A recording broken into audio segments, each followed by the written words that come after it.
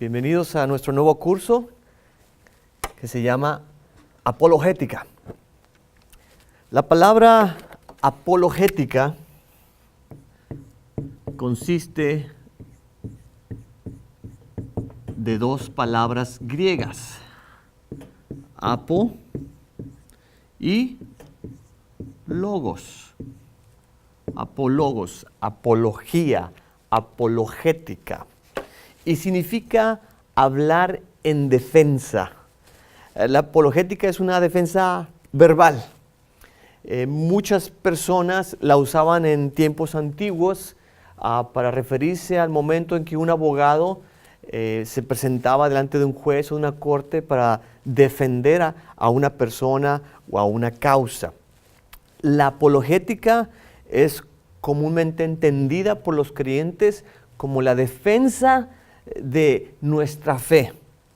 La apologética para los creyentes en Cristo es esencial porque tenemos que saber en lo que creemos y por qué creemos en lo que creemos. La apologética es esta manera del creyente de explicarse a sí mismo y a las personas en el mundo acerca de las convicciones, las creencias, de los puntos de vista que tenemos como hijos e hijas de Dios. Hay dos razones principales por las cuales debemos de hacer la apologética. Dos razones por las cuales debemos de defender nuestra fe y explicar nuestra fe. La primera razón es la razón bíblica. El apóstol Pedro dice ahí en 1 de Pedro 3:15 lo siguiente: estad siempre preparados para presentar defensa con mansedumbre y reverencia ante todo el que os demande razón de la esperanza que hay en vosotros. Lo voy a repetir nuevamente porque este es el texto base que nos dice por qué debemos de ser gente apologética nosotros los creyentes. Dice nuevamente 1 de Pedro 3:15, estad siempre preparados para presentar defensa con mansedumbre y reverencia ante todo el que os demande razón de la esperanza que hay en vosotros. Podemos hacer varias observaciones de este texto. La primera de ellas es que este es un mandamiento claro. Observa que se está diciendo estén preparados. No es una opción, no es algo a consideración, no es algo que vas a pensar al respecto. Se te está ordenando, prepárate para defender tu fe. Segundo, Pedro les está exhortando a los cristianos en general. Este texto está basado en la carta que Pedro escribe a la iglesia y le dice a la iglesia en general: ustedes, hermanos en Cristo, estén preparados para defender su fe. Esto entonces de la apologética no es solamente para los pastores, para los líderes, para los teólogos, para los maestros. Esto es para todos, es para ti, para mí, es para todos los cristianos. Tú debes ser un apologista y yo también lo debo de ser. Tercer observación. Noten ustedes que estamos siendo exhortados a estar preparados para dar esa defensa de la fe. El estar preparados implica estudio, implica profundizar en la palabra, implica reflexión, implica pensamiento, implica hacer tarea. Si no, ¿cómo voy a estar preparado? Entonces, ser apologista significa hacer la tarea de apologista. Significa, pues, pagar el precio de estudiar para tener esas razones, esas evidencias, esos argumentos que todo hijo de Dios debe tener para defender su fe en Cristo Jesús. La cuarta observación de este texto. Parte de la preparación consiste en hacer nuestra defensa. Así es. Parte de la preparación consiste en yo conocer mis razones, mis argumentos, mis fundamentos, pero parte de la defensa consiste también en saber cómo comunicar esas razones, cómo expresar esos argumentos y esas convicciones que tenemos. Pedro dice que nuestra defensa debe ser para todo aquel que demande razón de nuestra esperanza en Cristo Jesús. Así que no basta con que nosotros sepamos en lo que creemos, tenemos que saber cómo podemos comunicarlo apropiadamente y efectivamente y claramente al mundo y a las personas allá afuera que nos van a preguntar acerca de nuestra fe o que van a atacar de manera deliberada nuestra fe en Cristo Jesús. La quinta observación, Pedro dice que debemos de hacer nuestra defensa, pero con una actitud de mansedumbre y de reverencia. O sea, no podemos hablar a las personas de manera grosera, de manera irrespetuosa, no podemos ser groseros, no podemos ser orgullosos y altaneros. Tenemos que ser sinceros, pero tenemos que hacerlo con delicadeza, con cordura, con mansedumbre y con respeto. El estar preparados para dar la defensa de nuestra fe involucra, sobre todas las cosas, usar nuestra capacidad para razonar, para pensar. Y esto lo quiero aclarar porque de repente hay cristianos que lo espiritualizan todo, ¿eh? Todo lo espiritualizan y creen que no es necesario usar la masa gris que el Señor puso acá dentro de nuestro cráneo y piensan que todo consiste en nomás tener fe y tú no uses el pensamiento, no pienses, no leas, no estudies, no profundices en la Biblia, y eso es algo totalmente equivocado. Nuestra capacidad de razonar nos la dio el Señor y nos la dio para que lo usemos para su gloria. Nuestra capacidad para pensar, reflexionar, argumentar, articular, comunicarnos, proviene del hecho de que somos creados a imagen y semejanza de Dios. Dios es un Dios pensante. Dios es un Dios que reflexiona, que cuestiona, que argumenta, que habla, que comunica. Y cuando nosotros usamos nuestra capacidad para razonar, estamos reflejando a Dios. Cuando nosotros usamos nuestra mente para defender nuestra fe, estamos cumpliendo con el mandamiento en Deuteronomio 6, 4 al 5, donde dice, amarás al Señor con todo tu corazón, sí, con toda tu alma, sí, con todas tus fuerzas, pero también con toda tu mente. Tenemos que usar la mente. Segundo, si no usamos nuestra capacidad para razonar, seguramente vamos a terminar nuestras vidas en base a nuestra capacidad para sentir nuestras emociones. Y nuestras emociones no es una base sólida sobre la cual podemos tomar buenas decisiones, sobre la cual podamos construir vidas estables. Yo creo que todos aquí nos hemos subido varias veces en las montañas rusas de las emociones. Hoy estoy arriba, estoy contento, estoy alegre, amo a todo el mundo, y al siguiente estoy triste, estoy deprimido, no le hallo sentido a las cosas, no me gusta nada, y luego al día siguiente estoy arriba, estoy contento, y luego abajo estoy triste. Hoy amo a mi esposa y al día siguiente no amo a mi esposa, odio a mi esposa. Hoy amo a mis hijos y al día siguiente quiero poner a mis hijos en un programa de adopción. Hoy, y así estamos, ¿no? Y por eso no debemos de vivir conforme a las emociones, aunque no podemos dejar de sentir, no debemos, porque también las emociones son parte del que seamos creados a imagen y semejanza de Dios. Dios es también un Dios emocional, es un Dios apasionado, es un Dios que ama, que siente, que se alegra, que se entristece. Entonces, las emociones son buenas, pero repito, tenemos que también alinear nuestras emociones a nuestras razones y no viceversa. A veces vamos a pasar por situaciones que nos van a hacer sentir mal y puede ser algo bueno. Como cuando estamos pasando por pruebas y tribulaciones, donde el Señor nos pone de manera deliberada, nos va a hacer sentir mal. De repente nos pone en situación donde, no sé, perdemos el trabajo y nos sentimos mal. Pero Dios lo permite para algo bueno. Y también puede suceder lo opuesto. De repente podemos sentir algo bueno, pero puede ser algo malo. Tú pregúntale a un drogadicto cuando está ahí bien high, ¿cómo se siente? Y te va a decir, yo me siento bien nice. ¿Pero es algo bueno? No es algo bueno. Entonces, repito, las emociones tenemos que saber cómo usarlas, tienen su lugar, pero por encima de las emociones debe de gobernar nuestras razones, nuestro pensamiento, y por eso podemos usarlas para hacer apologética.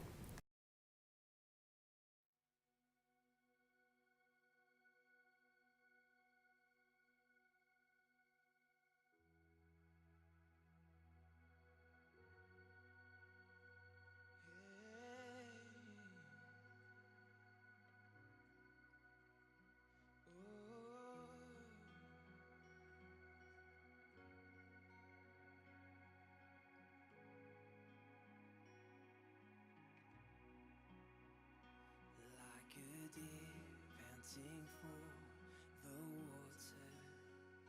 So my soul thirsts after you. I have tasted of your goodness.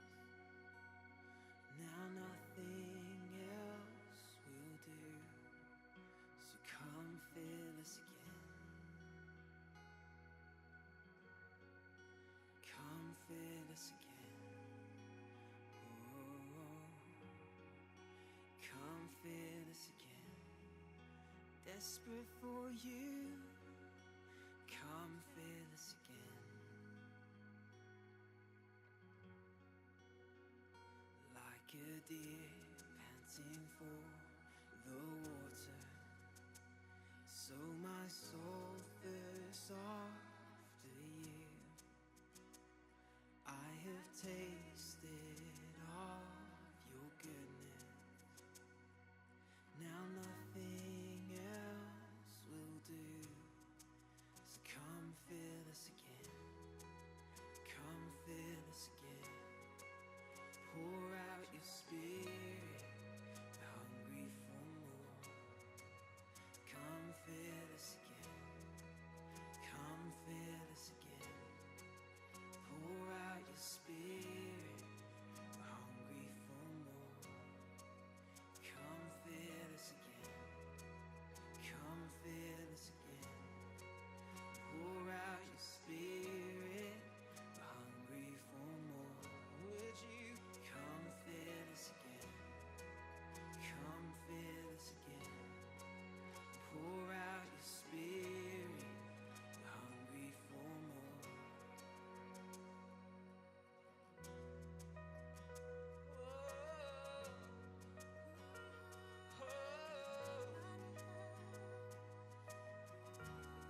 Maybe just begin to call out in your own words. Oh, we're hungry for you, Lord. We're hungry for you, Lord. Hungry for you, Lord. For more and more. We've tasted and we've seen, and now we long for more. Hey, it's like a fire, like a flood, like a wind. Like a dove, would you come like you have before? Oh, Spirit of the living God, come fall afresh on us. We know that there's always more. Like a fire, like a flood, like a wind, like a dove, would you come like you have before?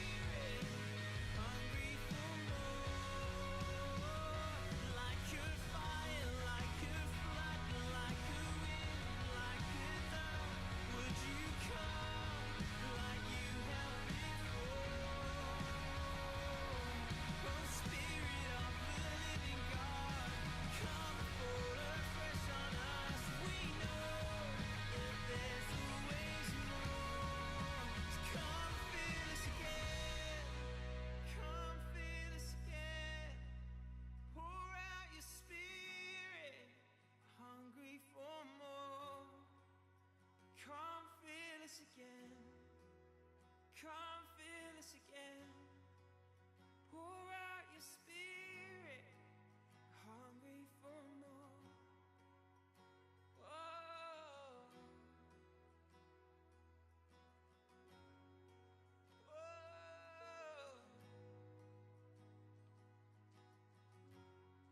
Whoa. Just in your own words, just begin to ask Him. Intimately, personally, vulnerably.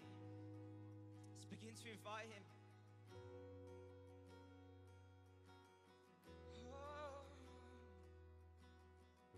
Bible says that we should ask. To ask the Father for the Spirit. So Father, would you pour out your Spirit on here in this room, here in this room.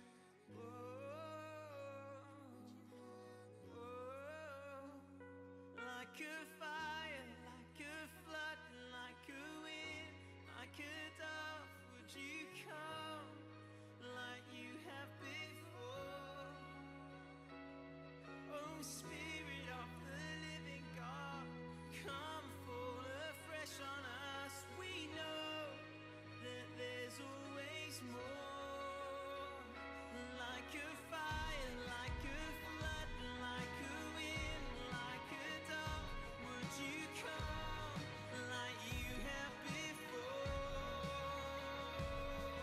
Oh, Spirit of the living God, come fall afresh on us. We know that there's always more.